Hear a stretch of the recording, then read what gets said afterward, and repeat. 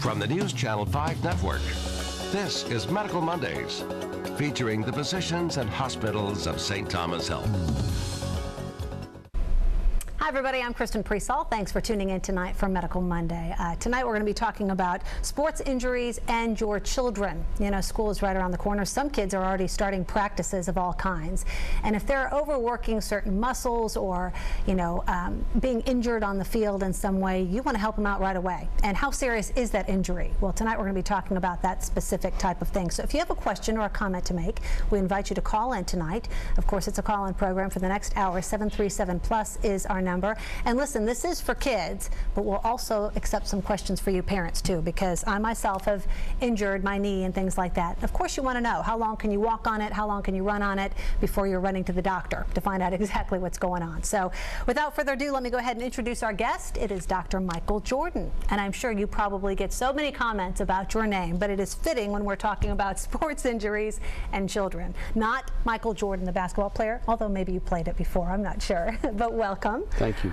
You're an orthopedic surgeon at Middle Tennessee Medical Center. Yes. And right before the program, you were telling me you've been there for about 17 years now, yes, which is terrific. You have family in the area as well, and some special kids watching tonight. What are your children's names? I would like to say hi to Zach, Elizabeth, and Nick, my 3 children, who hopefully are watching. Very good. But you told me that they're also very involved in sports, right? They are. They are.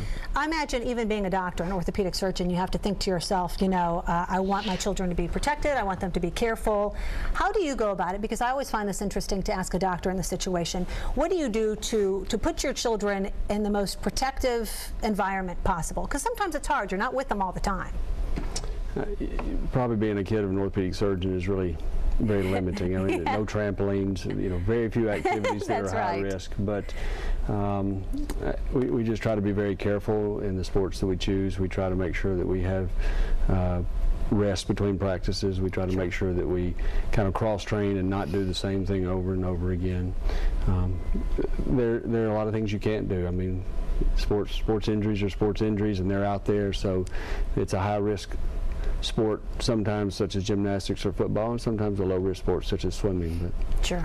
You know, with the heat, I said, of course, a lot of the kids have already started practicing for some of their, you know, schools, you know, whatever sporting teams, and you know, heat's been playing a big factor in a lot of these too. Can that just make obviously some sort of sport injury even worse? I imagine if you couple it with some sort of heat exhaustion, even mild heat exhaustion, I imagine. Yes. A lot of injuries happen when people get fatigued, and so the heat can fatigue you easily, more easily than during the cold sports, and that does make you more susceptible to muscle weakness, which can allow injuries to happen. So they are more prone to injury once they get some heat exhaustion going on, even mild heat exhaustion. Sure. What are some of the most common injuries, would you say, for kids out there? And maybe let's put an age range on it so that people kind of get an idea as to, when we reference a child, who we're specifically talking about. Yeah. I think children are more prone to growth plate injuries rather than sprains, so that's something to think of. A lot of people will bring in their child and they'll tell me that they've had a sprain, and really it's a growth plate injury. So you have to worry about fractures, you have to worry about things that you really don't see a deformity, but if they have a lot of pain around the joint, maybe it's a growth plate injury that needs a cast rather than a brace, and needs rest rather than playing on it. Sure, sure. Well, and I imagine, you know, when a parent is on the sidelines and you see your child get injured, instantly you're thinking, okay, let's get to the hospital, let's, you know, I mean, nowadays there are medical, even it seems like medical experts on the sidelines waiting to treat somebody. Yep. But what is the first thing, I guess, maybe a parent should do when they see their child get injured, or even a coach or a friend who might be playing the same sport? You know, I think probably the best thing to do is to put some ice on it. Sure. Try to get off of it, maybe get on crutches. I don't think you necessarily have to go to the ER, emergency room immediately. You can give it some time and see how it does. Take some anti-inflammatories, Advil, Aleve, elevate it, get some of the swelling out of it. But if you can't walk on it, if you can't bear weight on it, if you can't move it without a lot of pain, then probably it's worthwhile to see an orthopedic surgeon or your primary care, or to get an x-ray and check it out. Sure. Okay. Of course, also a lot of parents probably wanting to know, I mean, it depends obviously on the type of injury, and that's why we invite you all to call, because we want to hear from you what your child has experienced, or yourself included, and you know, wanting to know maybe what type of treatments are out there. And it, again, depends on exactly what's happened to folks. Yep. But say you're dealing with, let's say, a sprain. You're probably not going to know it's a sprain, but what's the first line of defense in terms of getting that treated? I know you said anti-inflammatory. Does that go across the board? It does. You know, with anti-inflammatories, there is some risk of increased bleeding, but that's pretty low, and it's after multiple treatments. So I think anti-inflammatories are better than Tylenol. Sure. I think using the ice on it, using a compressive wrap. You've heard of the moniker RICE, which is raised, elevated, iced, compression, rest. So giving it some time to heal without continuing to play on it's probably the best thing for a sprain. But after 48 hours, trying to start moving it and work through some of that soreness and start using it is a very good thing to do to try to keep it from being too stiff. Yeah. When do you know, though, that you need to get to a doctor or have some sort of long-term type treatment? If after 48 hours you really can't put any weight on it, if it's a joint, you really can't move it without a lot of pain. If initially there's any type of deformity, or it feels like there's some crunchiness or crepitation, we call it, then that's a good reason to go on in. But after 48 hours, if you can't put weight on it, you can't really use that joint without a lot of pain, it would be a good reason to go. You know, I have a friend here, even over at Channel 5, whose son injured himself, and he is in track and field. Yeah. And I don't even know if it has to be such a, you know, a type of contact sport that you can get injured, but yet it could be just in running. They didn't necessarily think it was that big a deal. It was kind of like, shake it off, you're going to be fine. But yet he ended up going to his doctor and realizing that he had a fracture. Yeah. And some of those, I guess maybe, you know, sometimes kids of a certain age might think, oh, this is probably just something minor. They know it hurts, but, you know, they let it go for a couple of days. Could you be doing more harm to yourself if you're out on the field or, you know, after a practice and you just kind of toughen it out and you don't necessarily get the treatment or help you need? Yeah. You could do more harm, but most of the things that are really going to give you harm, you're going to know that right off the bat from the deformity or the inability to weight bear. The things, if you keep going for a week or 2 weeks and you have a stress fracture, it could make it worse. But if it's an acute injury and you really can put weight on it, more times than not, you're not going to do any damage to keep going. All right, very good. I was reading here in my medical notes that basketball injuries land a lot of kids in the ER, and I wouldn't necessarily think that when you're thinking all the different sports out there. You think of baseball coming at you, something like that, football, the tackling, the concussions, but why basketball? Why does it create so many injuries? I think a lot of those injuries are ankle sprains. Okay. So I think that, you know, the number one reason it may be ranked number one is there's a lot of injuries, but they're probably minor injuries. Sure. Wrist sprains, ankle sprains, jam thumbs, jam fingers, lots of things that happen that don't always require significant medical attention. Yeah, and you're going to the ER, obviously, for those kind of things. I mean, sometimes depending on the school age, you might go to your pediatrician, you might go to your primary care, you might get a screening x-ray to make sure there's not a fracture before going to an orthopedic surgeon or an ER. Okay. As a doctor, do you feel as though there are some sports that you just have to say, you better pad up and pad up good to be able to play that? I mean, the sport that we like to watch the collision on is football, but that is definitely a sport that causes injuries. Sometimes from collision, sometimes from just cutting. You know, you might tear your ACL just making a cut. Kids are a lot bigger now. They're faster, they're stronger. Having a 300-pound tackle fall on the outside of your knee, it's going to do some damage. Yeah. So I think padding up really helps. Wearing some protective knee braces in football really helps.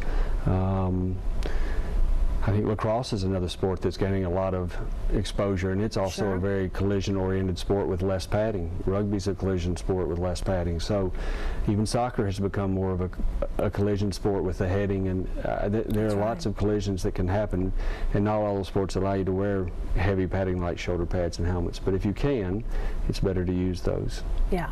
I myself like ping pong. That's probably about as dangerous as it's going to get in my household. All right, we are talking with Dr. Michael Jordon tonight on Medical Monday. If you have a question for Dr. Jordon, please do give us a call. 737+ is the number. We are talking about sports injuries and your children. And parents, definitely give us a call. Ask a question tonight.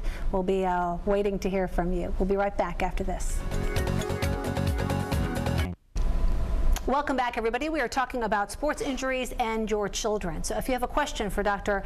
Michael Jordon tonight, do give us a call. He's an orthopedic surgeon down at Middle Tennessee Medical Center, and he is eagerly waiting to hear from you. I told him this was going to be kind of an extension of his office visit, so we do want to hear from some of you folks if you have any kind of questions related to your children, possible injuries, or if they've experienced something in the past that you would like to talk about. Something I'm curious also about is how some of these injuries are diagnosed.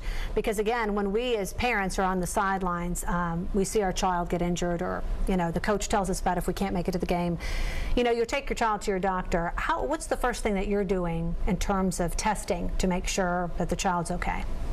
Well, the first thing we're doing is getting a history of the injury, how it happened, what happened, and almost always I ask, did you keep playing? Because if somebody keeps playing, it's often not a bad injury. Sure. If they couldn't play, if they couldn't walk on it, if they had to go on crutches. Fortunately, at least at the high school level in Rutherford County, we have trainers at all the games and practices, so a lot of times they've already seen them and may even have a tentative diagnosis coming in. But after taking a history, we do an exam. If it's a knee, we test it for stability, we test it for certain tests to, is it possibly broken, is it a sprain? And then an x-ray is pretty mandatory to rule out some sort of fracture. It may not be a major fracture, there can be little pieces of bone pulled off that suggest ligament injuries, especially in the younger kids who are still growing, to examine their growth plates and make sure they're okay. Yeah. So we get those three things out of the way, and 90% of the time you're going to come up with a diagnosis that's pretty accurate. Sometimes if it's a joint injury, it may still not be completely evident to you. We might go to an MRI. Certainly MRIs are not necessary for every sports injury that comes in, but sometimes if we still are perplexed about what's going on, we might get an MRI. Yeah. On the news side of things, we sometimes show video that's sometimes unfortunate. Haven't had this actually in a couple of years, but in the past we've shown video of sporting events to where it seems like the parents get more involved than the children, in terms of they're not just cheering in the stands. I mean, they're wanting their child to really do well, and supportive is good, but I find that kids, sometimes some of the kids really are beyond competitive, and when you're beyond competitive, I think you play a lot harder, maybe risk for a worse injury, I'm not sure. But do you notice an increase in injuries in kids over the past several years? Have you noticed more, or is it just something that comes because of some of the symptoms and causes that you mentioned before? I've been covering sports medicine for 17 years, and I've been to a high school football game every Friday night for that long, and college on Saturday. We cover all the Rutherford County high schools and MTSU, and I cover Swanee too. So I mean, I've seen a lot of events, and it tends to come in waves. It's not, some seasons are bad for a team, some are good for a team. I don't think the injury rates have necessarily increased significantly in the last few years.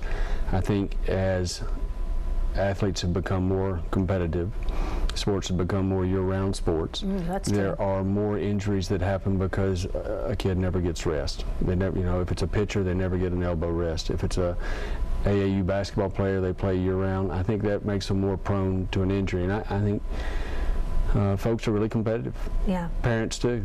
That's a good point, though, the year round. You don't think about that, but they do. When they're not in spring baseball, they've got fall baseball or fall ball or whatever it's called. So they've got a lot going on. 20 or 30 years ago, there was this mandatory cross training of people played 3 sports, and so it really enforced a 3-month break at least from whatever sport you were playing, because you were playing another one. And now there's a lot of emphasis to, if you're going to make it to the next level, if you're going to get a college scholarship, you really got to go year round to be competitive. And I think that does increase your ability to play the sport, but it also increases your risk of having a joint injury. And there's a big push by our Academy of Sports Medicine to try to reduce. I think the recommendation is at least 3 months off from any given activity or sport to give yourself a chance to rest. Yeah. But it doesn't happen very often. Makes sense, though. All right. We're going to take a phone call. Sheila has called in. We want to hear from her, and then we'll pick up our conversation again. Hi, Sheila. Hi. Thanks for calling in. What's on your mind? Well, my son, when he was 17, he got his femur broke playing football, and they had to put a rod in, and there were screws at his knee and toward his hip, and that's been 3 years ago. And I'm just concerned about, does he need to have the rod taken out? Oh, that's a good question. I think a universal agreement would be to not take the rod out. Never? Never. There's no reason to. There's no scientific evidence that will cause any long-term bone problems, that will cause cancer. It won't cause any problems. And if you take it out, it leaves a void that has to heal where the screws were. Those are kind of stress risers and can cause a risk of fracture. Plus, it's another operation. The cost of surgery, unless it's bothering him, and occasionally a person will have pain from hardware, we leave almost all hardware in. Oh, okay. I just wasn't sure whether that was permanent. His orthopedic said that was up to him, but as you said, the longer he goes, as orthopedic said, the longer he goes, the harder the surgery would be. And so we were trying to make a decision, and I wasn't sure whether he should have it out or not. If it's bothering him, it's reasonable to take it out, but if it's not, if he was my kid, I wouldn't. He said occasionally, you know, and I think it's more so probably the screws than that, but I sure appreciate you. Put my mind at ease. You're welcome. Well, Sheila, thanks a lot for calling in. Thank you. We appreciate it. All right, and any other parents out there, someone like Sheila who has a concern or a comment to make, definitely give us a call. 737+ is the number. We have open phone lines right now, so definitely give us a call. Talk with Dr. Jordon tonight. What age? I mean, we see kids starting sports so early too. I mean, you have soccer and things like that for very young. Granted, they just kind of run up and down the field somewhat, really not playing or knowing all the rules of the game just yet. But at what age do you see children starting to get a serious injury? You're going to be more along the age of 8 years old, 9 years old. Okay. The really young people, it's kind of the amoeba on the soccer field moving back. I mean, there's just not a lot of collision, not a lot of change of direction.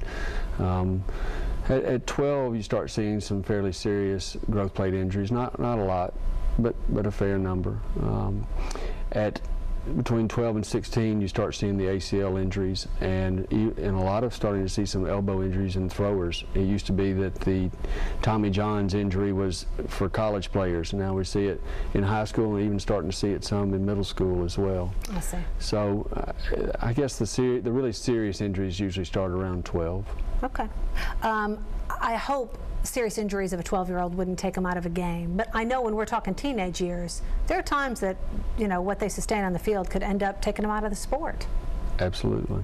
And those have to be, I imagine, certain types of injuries. I mean, we're not talking just a sprained ankle, but I mean, you have to have something torn, I imagine, to be able to completely be gone from a game. Is that right?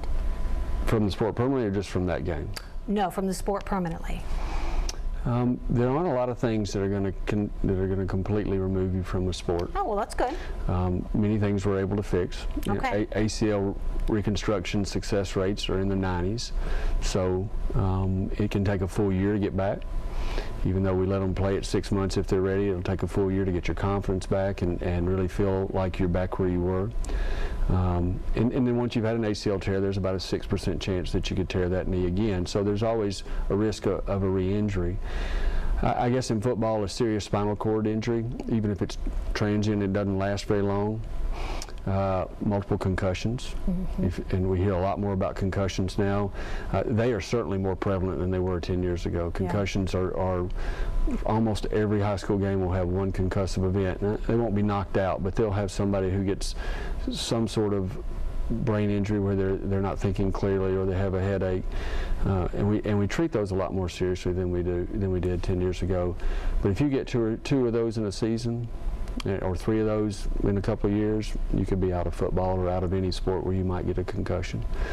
But most of the things that require surgery, like a dislocated shoulder, or a torn ACL or a torn cartilage, those folks are going to be able to play sports and the same sport again. Well, that's good. We haven't really discussed too much about physical therapy, and obviously a lot of these injuries you have to go through something like that to rehabilitate. Yes. And I'm sure that could take weeks, if not months, depending on the injury again. Yes. Children sometimes seem like they still are growing even during the times of injury. So how does that play in to the rehab of some of these injuries and their growth? You know, they're growing still. Yeah. You just have to be aware that they're going to continue to grow, and when a child grows, their bone grows relative to their soft tissues. So the soft tissue part of their ligaments, their tendons especially, will get tight as they go through a growth spurt, and that can create some of the kids' injuries. But they're really chronic conditions that we see, like Osgood-Schlatters, which is pain around the knee, and Sever's disease, which is pain around the heel. You can get these tension on a growth plate because the bone has grown so fast and the muscle gets really tight, and so it kind of pulls a little bit on the growth plate and it causes some pain.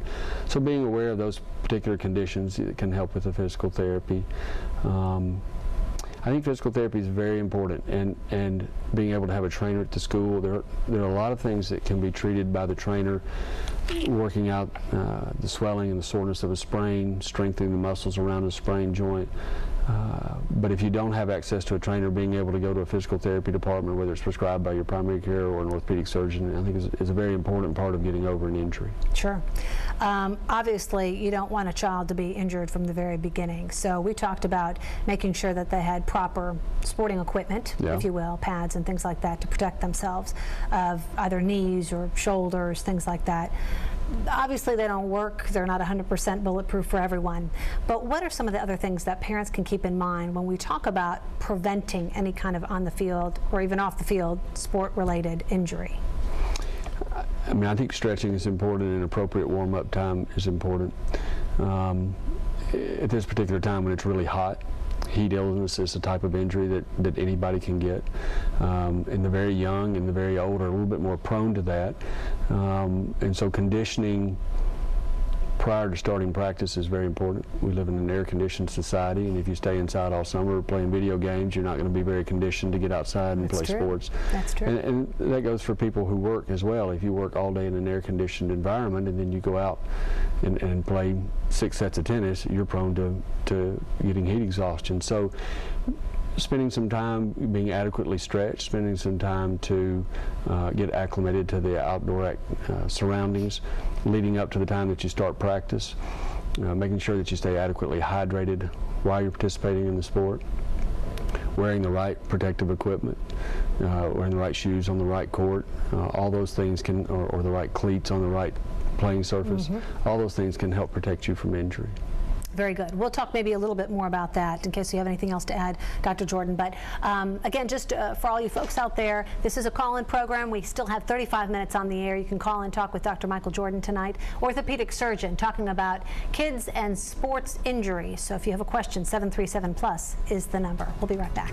All right, welcome back, everybody, to Medical Monday. Again, we're talking with Dr. Michael Jordon. If you have a question about any kind of sports injury that your child, maybe sustained last year, or maybe a new sport that they're entering this year that you're a little nervous about, definitely give us a call tonight. 737+ is the number. We have open phones right now.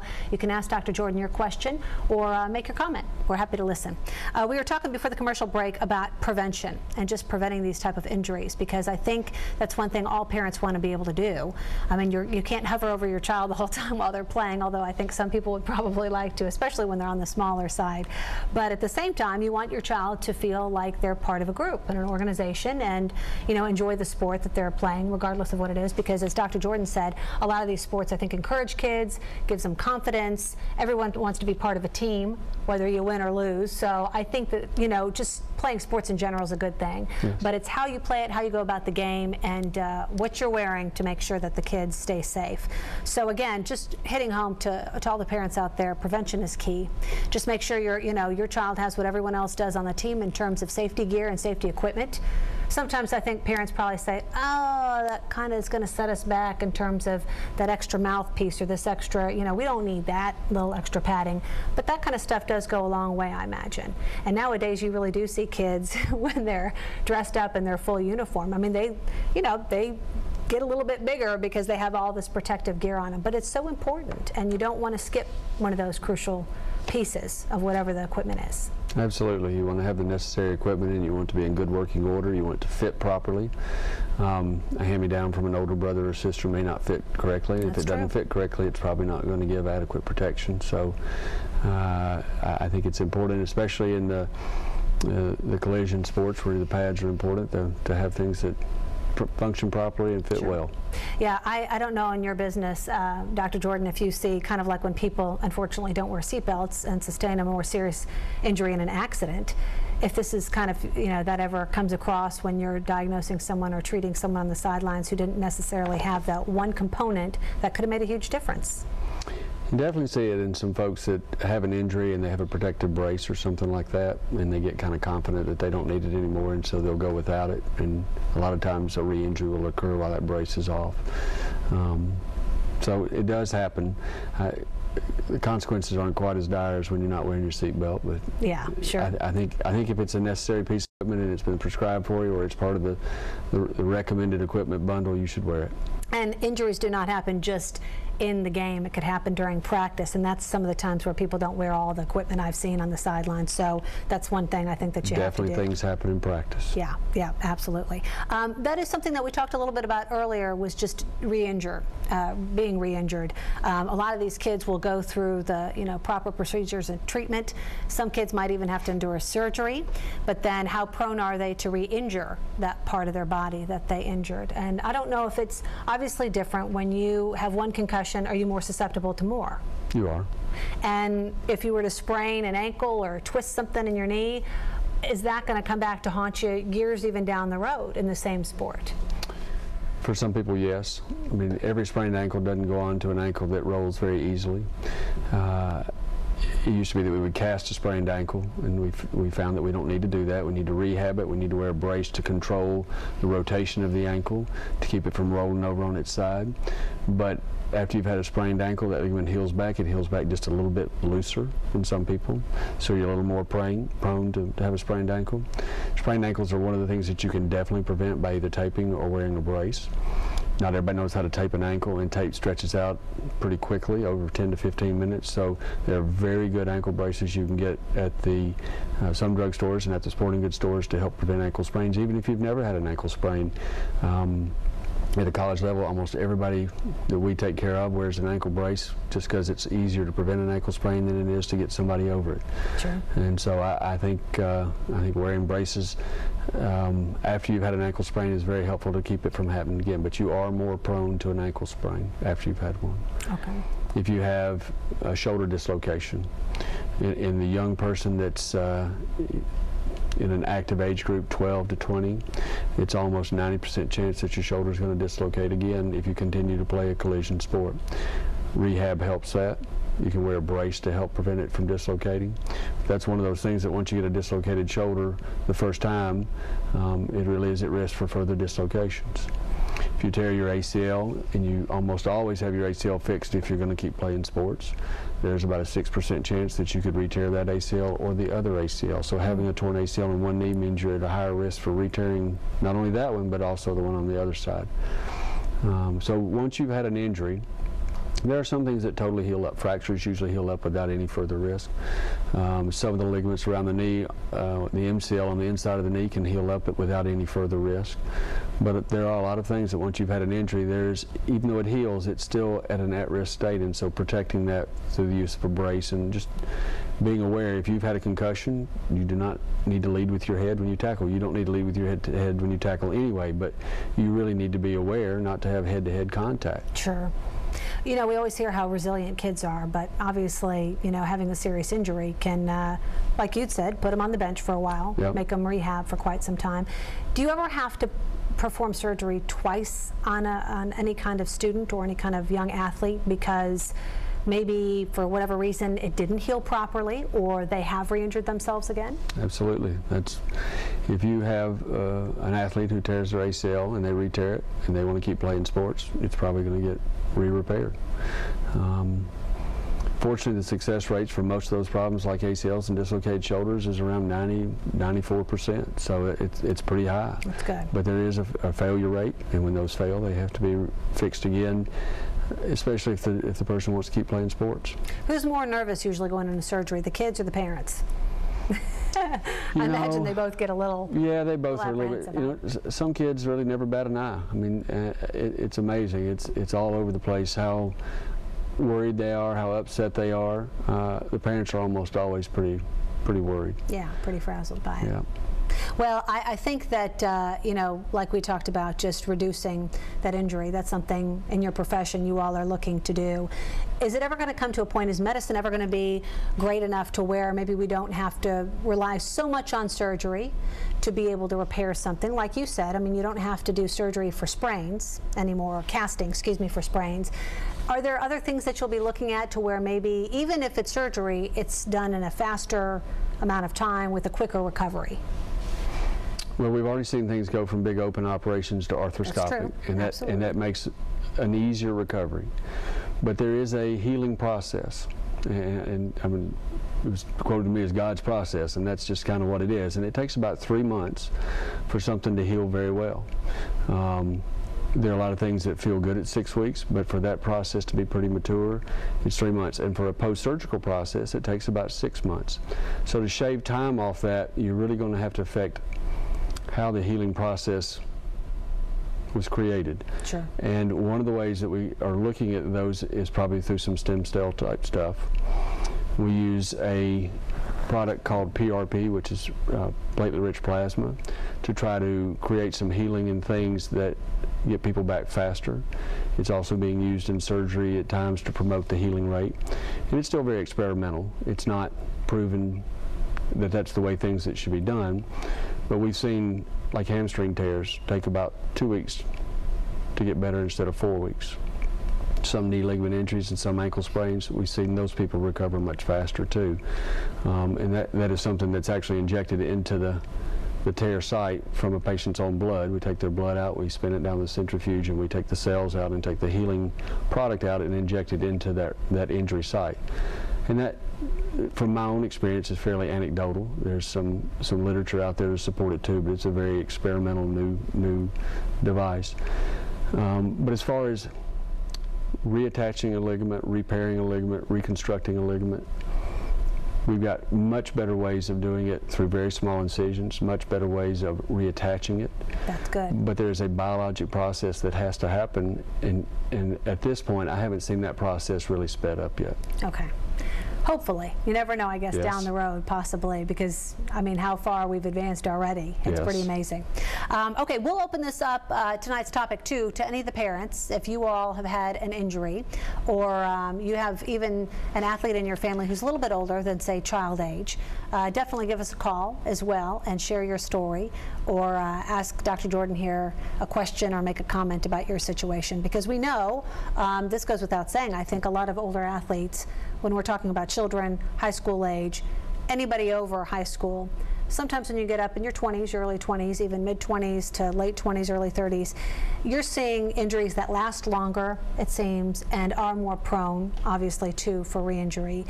You were giving us some statistics in terms of percentages of how successful, the success rate for a lot of these surgeries for so many of the kids. When you are getting up there then in age, how quickly are you able to recover from a sports-related injury? Is it about the same, or is it true the older we get, the harder it is sometimes to recover?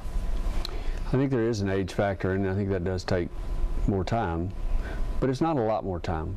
The biggest factor that I see is that a high school kid really has a lot of time to do rehab, and somebody who works doesn't have as much time to do rehab. That's a good point. And so I think that that is a factor when we see the young people get better faster. A lot of young athletes are very highly motivated to get better so they can get back to the sport as soon as they possibly can. And the middle-aged athlete and older athletes, some of them are very motivated to get back, but the responsibilities at home, all the other things that are important in their life too, kind of take priority, and getting back to the sport is kind of secondary. But I think they do heal a little slower, but it's not a lot slower. Let's talk about some sports that people might not associate injuries with, but they still happen. I mean, when we're thinking about kids, we think a lot of the contact sports. You also mentioned things like lacrosse and rugby that have gained popularity over the years, soccer, same thing. But when we think of, you know, tennis, and you hear tennis elbow or things like that, or even golf. I mean, I've known of men who have had rotator cuff problems because of golf, and maybe the way you swing or whatever, or the way you swing your racket. How often are those injuries, how often are you going to your doctor, you know, or your specialist to go see somebody for a certain injury that you get from one of those games? Most of those injuries are kind of chronic stress or repetitive injuries. The tennis elbow is the tendonitis, the rotator cuff. The overworking. It's usually a tendonitis. I saw 2 people today who hurt their shoulder playing golf yesterday, and one of them had completely torn his rotator cuff on a golf swing. So it does happen. A lot of the tennis players will get, it's not a serious tear, but they'll tear a muscle in their calf that'll keep them out of tennis for about 3 months. Occasionally you'll see an Achilles tendon rupture that requires surgery. Occasionally you'll see an ACL tear in tennis from the changing of direction, a quick change of direction. You know, you don't think of swimming as an injury, but an injury-prone sport, but people who swim a lot competitively usually have some shoulder problems. They have some looseness of their joint that often responds to physical therapy and doesn't require surgery, but occasionally requires surgery. Yeah, you think of swimming as being so low impact, and maybe water aerobics is, but other things than that are more competitive, you can injure yourself. Okay, again, we're talking with Dr. Michael Jordon. There's still time to call. If you have a question, 737+ is the number. We'll be right back. Welcome back, everybody, to Medical Monday. We're going to go to the phone lines and talk with a few folks. Mike has been holding on the line. Hi, Mike. Hi, how you doing? Doing just fine. You're on with Dr. Jordon. What's on your mind? Well, you know, it's about injuries.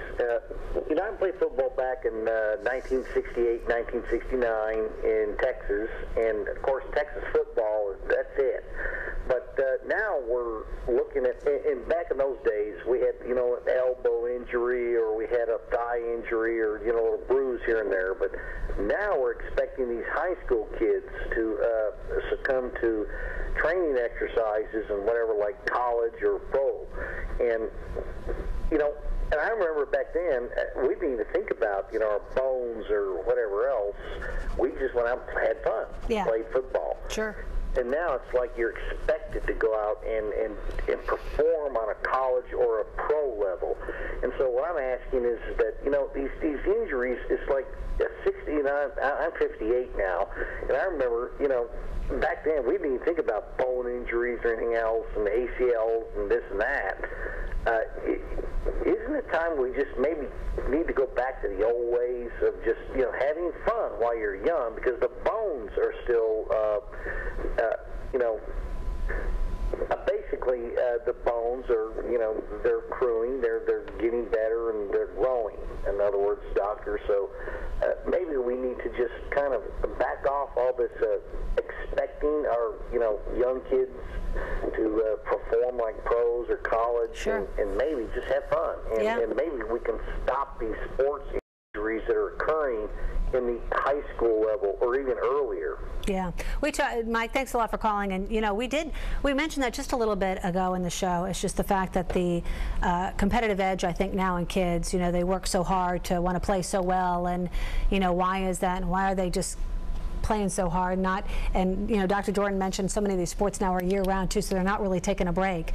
But I think Mike, you know, makes a great point in the fact that so many people, when you played sports, even you had mentioned 20, 30 years ago, I mean, you're just playing and having a good time. Now it's a little bit more serious. Where they get that, I don't know. Is it watching, you know, the professionals, or what is it? What do you hear from kids out there on the field? The first thing I want to say is I think they're still having fun. You know, as I say, I spend every Friday night watching kids play football, and I think they're having fun. Good. But I think the intensity of the sports have increased. Sure. I think the size of the kids have increased. I think the speed of the kids have increased. You would think the padding and the equipment would be better because we're 20 years down the road. But I played 4 years of high school football. I saw one ACL tear in that scenario. 4 years of college football, and I saw maybe no ACL tears. I did see a broken ankle and an MCL injury, but we saw very few injuries compared to what we see now. I'm not sure how to reverse that and make that go back to the way it was. I think the level of competition has increased greatly, and as I said earlier, I think playing year-round sports has really kind of given kids not a rest. I don't know if kids are less healthy than they were 20 years ago. I know that they seem, to me, to spend more time in the air conditioning and less time working outside. I think our nutritional status has probably changed from 20 or 30 years ago to the post-fast food era. There are all kinds of dietary supplements that kids take that people didn't take 20 or 30 years ago. Some are probably okay, some will dehydrate you, some may not be good for you, and they're not regulated. So there are a lot of factors that go into what's going on in sports now versus 20 or 30 years ago. But what he said is true. I think the number of injuries have gone up significantly. And I think if there's a way to ratchet it back and make those injuries happen less frequently, I think that would be great. I just think it's going to be very hard to do. I know that we, as a sports medicine society, have taken on ACL prevention, or reducing the number, and there are programs that, especially girls, because they are a little bit more prone to ACL tears, that if they'll go through these programs, they reduce their ACL risk ACL tear risk by 50%. So there are some things that our academy is trying to do to try to reduce the number of injuries that are happening out there. Sure. But I don't know how to dial back the enthusiasm of athletes and parents and society to where it doesn't have as many injuries. But I do think they're having fun. Well, and I will say, I think a lot of the non-related school sports, like more the recreational in the city leagues and stuff like that, seem to be just a little bit laid back, depending on where you live. Because just like Mike, I have family in Houston, and even the recreational ones are really intense. So, and that increases as they get older too, obviously. So, all right. Well, thanks for those comments, and Mike, thanks again for calling in. We're going to go ahead now and talk with Suzanne. Hi, Suzanne. Good evening. How are y'all? Doing just fine, ma'am. What's on your mind? At age 26, I broke my ankle pretty badly and had to have 6-hour surgery on a skateboard of all things. And then they had to take a pin out. Well, did well for years. So fast forward 46 years. Now I have no cartilage. I have arthritis in there, and I was just wondering if there was any option that I had other than having to have the surgery to demobilize the ankle. Are there any braces or anything that I could use? There are some options. You can take anti-inflammatory medication. You can put a brace on it to help reduce how much your ankle moves, which is what the surgery you're talking about called a fusion. You can wear a brace that decreases the amount of motion and therefore decreases the amount of pain that you have. You can do physical therapy to try to strengthen it. But the problem is that you've lost your joint surfaces, and so the ankle is a joint that moves back and forth, and when it moves it causes you pain. You can have an occasional cortisone shot, and this is what we use to treat pretty much all types of arthritic joints. There are synthetic joint fluid shots that are approved for the knee by most insurances, and there are a couple of shots over a couple of weeks. They will often give 6 months to a year's worth of pain relief. But if you're talking about an operation to make that pain go away, the artificial ankles, like the artificial knees, have not worked so well, especially in active people. And a fusion is a very good operation. It does take away motion in the ankle, but you also have motion in the foot below it to help compensate for that. And we have a lady who works in our office who's had an ankle fusion for 20 years, and she has done extremely well with it. So it's really a good operation.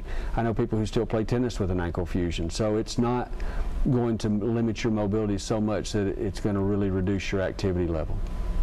Well, my activity level has already been limited quite a bit. I'm 72, and I have bad knee, bad left foot. This is my right ankle, both hips, and I'm diabetic. So the surgery is something that I'm really not real interested in having. I don't think fixing one joint is going to help with all the other problems I have, but I was just hoping, like you said, maybe a brace that would replace fusion surgery. Look into a brace called an Arizona AFO. It's Arizona like the state, and then AFO, and that's a... Yes, I have one of those for my left foot, which has totally collapsed, and that affected my knee and my hip, so I can't wear it. So. You sound like you're stuck between a rock and a hard place. Yes, yes, yes. Well, Suzanne, at least you are active. I think that's still so important, for folks like Suzanne, even in that situation. As active as I can be. Sure. Yeah. Well, best of luck to you, Suzanne. Thank you. Thank you so much for calling in. Bye-bye. Have a good night. Again, and I'm curious to know, Dr. Jordon, who your youngest patient has been and who your oldest patient is. I mean, it's someone like Suzanne's position. She doesn't want to have to go back into surgery, but at the same time, you've probably treated people of her age. Absolutely. I fixed a lady with a broken hip at 99 last week.